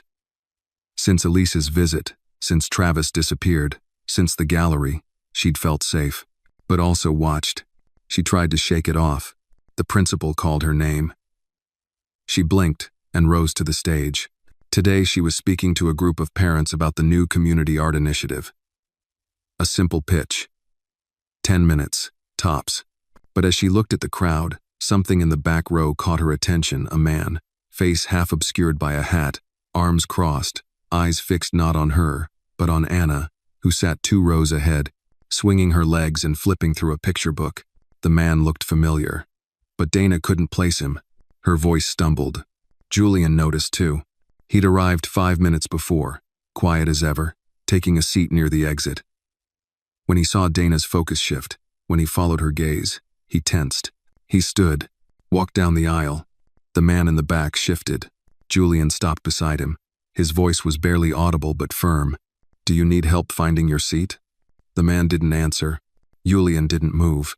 The man finally turned, gave a tight smile, and said, "Number I'm just visiting. Friend of the school." Julian nodded once. "Then I'm sure the principal would love to know who you are," he said, gesturing toward the hallway. The man's smile vanished. He stood and left without another word. Julian watched him disappear through the side doors, then turned back toward Dana. Their eyes met across the room. She didn't have to ask what had just happened. She already knew. After the event, she walked straight to him. "Travis?" she asked. "No," Julian said, writing quickly. "But something's off. I'll look into it." Dana glanced over her shoulder. "I thought this was over." Julian signed. "So did I. But we stay ready, always." That night, back at his apartment, Julian opened a drawer he hadn't touched in years. Inside were old photos, letters, bits of the man he had once been before silence became armor. He pulled out a single envelope. Unmarked. Yellowed at the edges. It was a letter from his father, one he had read only once. "Julian, the world will call you many things before it learns how to listen to you. You will be mistaken for weak, for strange, for difficult. But remember, your silence is not emptiness. It's a reservoir. One day, it will speak louder than anything they've ever heard. Don't be afraid to name the things that matter, especially when they try to stay hidden." He closed the envelope, eyes burning. That's when Marcus called. "We found Wellman," he said. "He's been meeting with someone tied to an old investment group, one that specializes in flipping charity properties for profit. They're using shell names, Julian. Your foundation was the front." Julian didn't respond. "Want me to leak it to the press?" Marcus asked. Julian signed slowly, then spoke. "Number not yet. I want to talk to him first." The next morning, Julian requested a meeting with George Wellman. At first, George hesitated, but Julian's name still held weight in the circles that mattered. They met at a quiet, private club in Midtown. No press, no noise. Just two men and a truth overdue.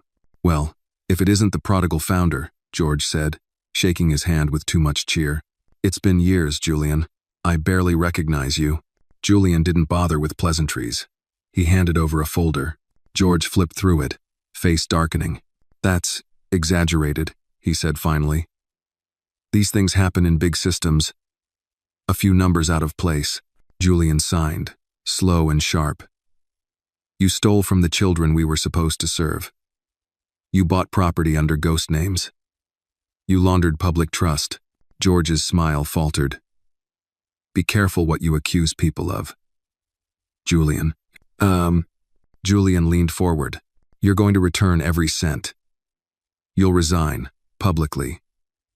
You'll clear my name. And you'll never work in this city again." George opened his mouth to argue, but Julian cut him off. "If you don't, I'll speak. And when I do, they will listen." For once, silence wasn't his weakness. It was his weapon. George swallowed, nodded once, and left. Julian sat there, the weight of it all pressing against his chest, but not breaking him. Not this time. Outside, the rain had stopped, and somewhere on Mercer Street, a crooked chair waited beneath a canvas tree ready for the next child who needed to feel brave. By Tuesday morning, the air in New York felt lighter, as if the city itself had exhaled after holding its breath for too long. But Julian Blake hadn't relaxed. He moved through the day with measured steps, each decision a chess move in a game that no longer allowed hesitation. The gallery's success had brought joy and attention, but it had also brought scrutiny. His inbox was overflowing with requests, media interviews, podcast features, board meetings. Everyone wanted a piece of the silent philanthropist. But Julian didn't care for the spotlight. Not now. His priority was the cleanup. George Wellman resigned that afternoon. Quietly. Without press. His statement cited health reasons and a desire to prioritize family. Julian didn't care how it was worded, only that it was done. But behind the scenes, Marcus was working overtime to ensure every stolen cent was tracked, returned, and every partner tied to George's laundering was exposed. Meanwhile, Dana was busy too. She stood in the middle of the community studio, clipboard in hand, orchestrating the start of an after-school program. 47 children had signed up in just 3 days. Local artists volunteered to teach. Retired veterans offered to tutor. A bakery down the street donated snacks. The city, when given a chance, showed up. Anna sat cross-legged in the corner, explaining her drawing to a girl with Down syndrome. This one's a protector bird. She has wings made of stars and eyes that can see people's real feelings. Julian watched from the doorway. His throat tightened. He stepped back outside to catch his breath. That's when he saw the envelope. Unmarked, placed neatly on the windshield of his car. He opened it.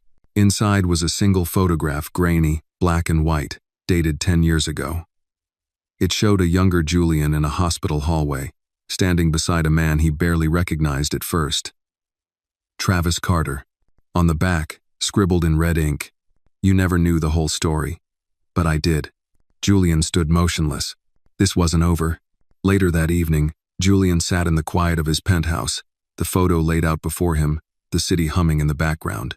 He rarely allowed himself to remember that time right after the accident that took his voice. When he was learning to communicate again.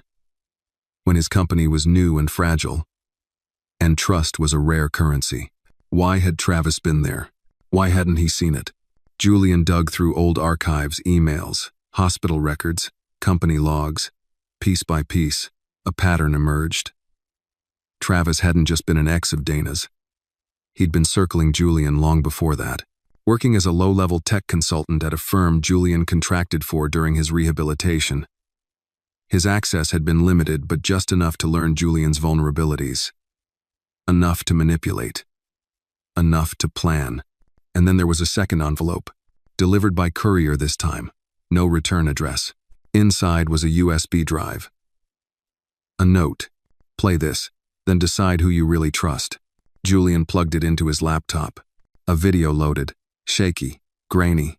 It showed a room clearly, a hospital conference room. In the corner, Julian sat in a wheelchair, head tilted slightly. He looked thinner, haunted. Across from him, Travis, in a nurse's uniform, speaking to someone off camera. "If he signs this power of attorney, we'll have 6 months of access before his board steps in," Travis said. "By then, it's buried. No one will trace it." A pause. A woman's voice responded, faint, cold, clipped. "Do it. He's too busy surviving to notice." Julian's hand clenched the table. The voice, he knew it. He rewound the video, again and again, until certainty settled in. It was Elise. He met Marcus the next morning at a diner in Soho, sliding the USB across the table. She played both sides. Julian signed. Used Travis. Used me. Marcus's jaw tightened. "You want to go public with this?" Julian shook his head. "No?" Marcus frowned. "Then what?" Julian wrote it down. "Truth isn't always loud. Sometimes, it's surgical, quiet, precise. We're not ruining her. We're ending her reach." Marcus understood. No scandal, no courtrooms, just silence. Just doors that would never open for Elise again. By noon, every partnership Elise had formed under her new nonprofit alias had been cut. Anonymous tip-offs, bank audits, private calls from donors. She wouldn't see it coming. And that was the point. Dana didn't find out until later. She was furious at first, not because Julian had taken action, but because she had trusted Elise, if only for a moment. "She was blood," Dana whispered, staring at the studio ceiling. "Not that it ever meant much. But I thought, maybe people change." Julian signed. "Some do. Some dig deeper into who they really are."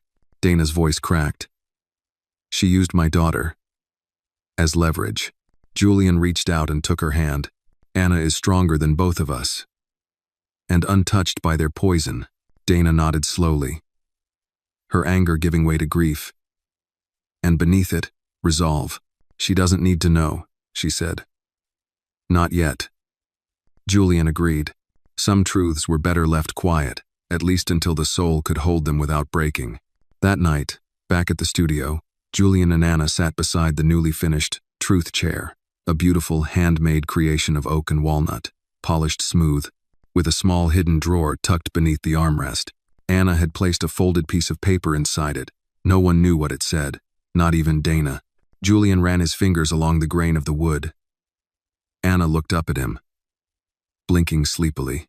"Do you think people can really change?" she asked. He thought for a long moment. Then he signed. "People can hide. For a long time. But change is harder. Change is a choice. Every day. Some make it. Some don't." Anna nodded like she understood.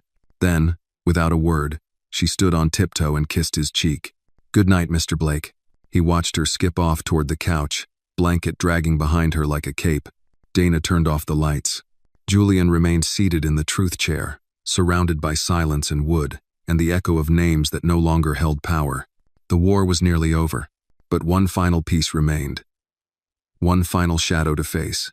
Tomorrow, he would write the letter that would end it all. Not to Elise, not to Travis, but to himself. The paper lay blank for hours. Julian sat at his writing desk, an old cherrywood piece that had followed him from apartment to apartment, city to city. The rain tapped gently against the window pane, the kind that whispered instead of shouted. Manhattan's skyline stood quiet beyond the glass, wrapped in early dusk. The pen in his hand felt heavier than usual. He had written thousands of letters in his life, contracts, memos, apology notes, pleas, declarations, but this one was different. This one was meant for no eyes but his own. He began slowly. "To the boy I once was." He paused, crossed it out, started again. "To the man I thought I'd become." Number. Another pause. Then, finally, the words came not as poetry, not as confession, but as clarity. "To the man I refused to see, you have built empires and buried grief. You've learned to listen without words, to speak with your silence. You have been feared, followed, misunderstood, adored, but what you never allowed was softness. Forgiveness. You left no space for your own healing. You turned every failure into armor, every scar into concrete, and in doing so, you forgot one vital truth. Being broken was never your greatest weakness. Refusing to be seen was." Julian stopped, breath catching. He glanced across the apartment to where Anna's newest drawing hung on the fridge. A tree with roots that tangled into words. "Truth grows in the dark."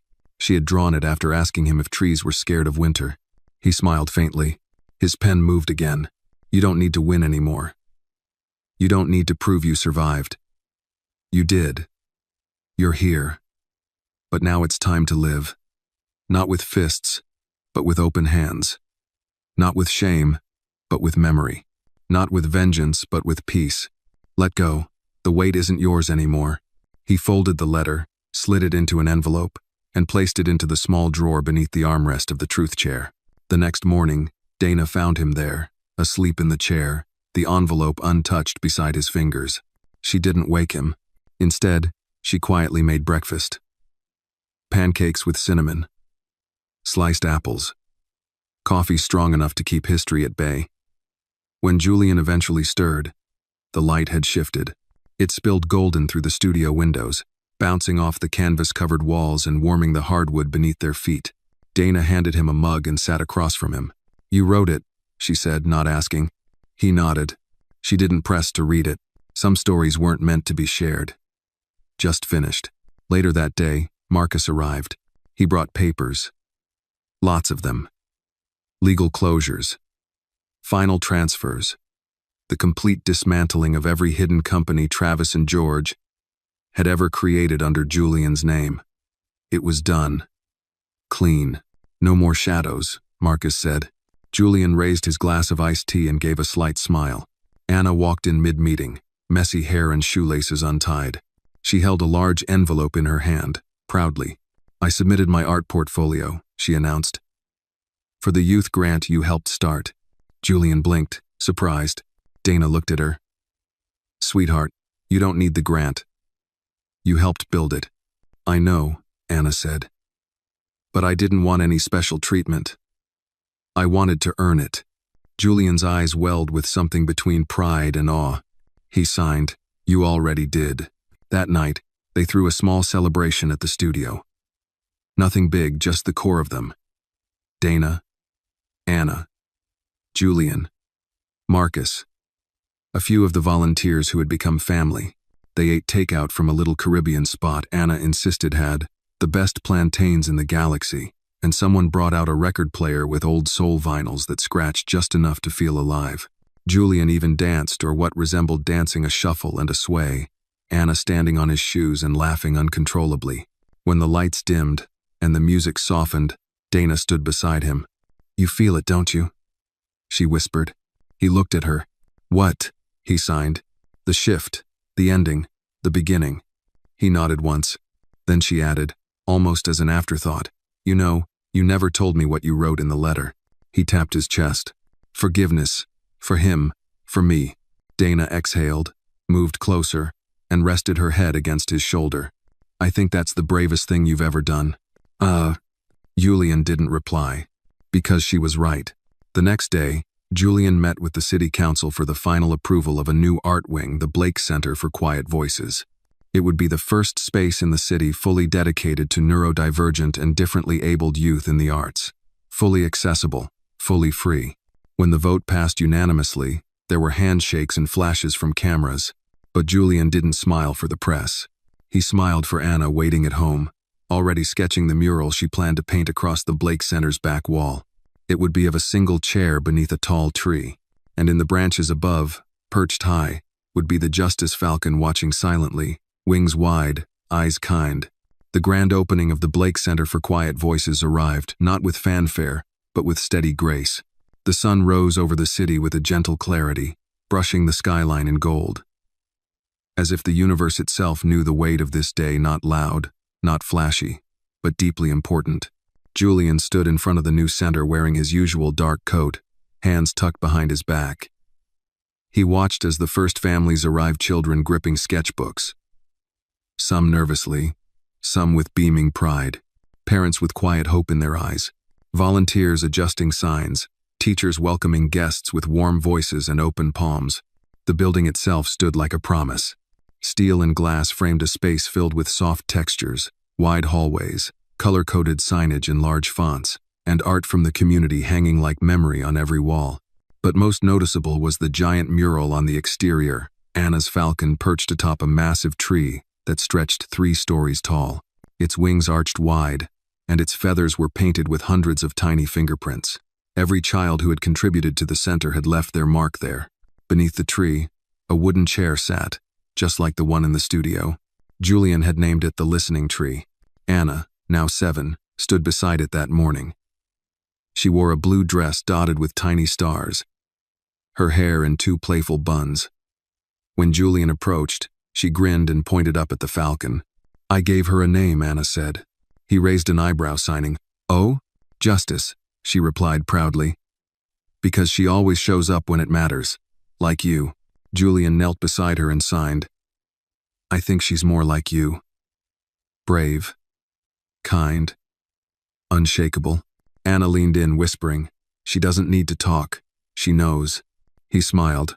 The ribbon-cutting ceremony was brief. Dana gave a short speech, filled with gratitude and a few tears. Marcus stood at the back, recording it all on his phone, pretending not to wipe his eyes when Julian placed the ribbon scissors in Anna's hands and let her do the honors. The crowd clapped, not wildly, but meaningfully.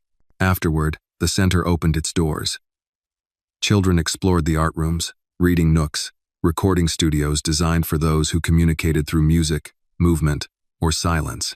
One boy sat in front of a digital tablet, using eye-tracking software to paint with his gaze.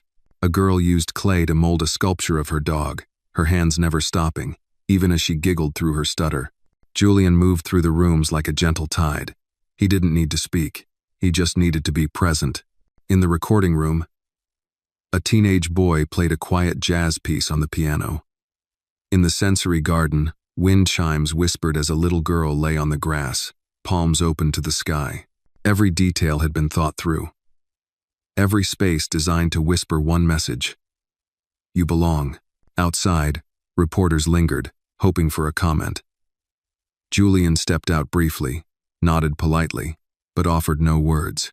A reporter asked loudly, "Mr. Blake, what do you want the legacy of this place to be?" Julian paused, considered, then reached for the notebook he kept in his coat pocket. He wrote one sentence: "Let every child feel seen, even in silence." And he walked back inside.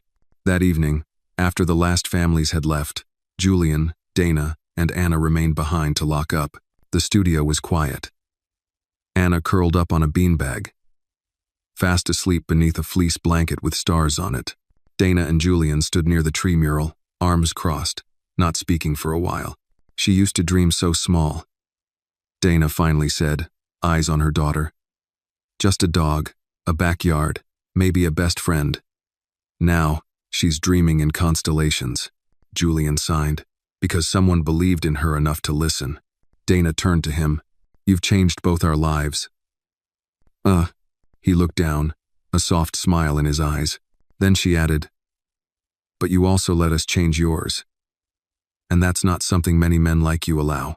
Julian stepped toward the mural, touched the base of the painted tree, where Anna had hidden her signature in tiny gold ink. Anna R., age 7, dream louder.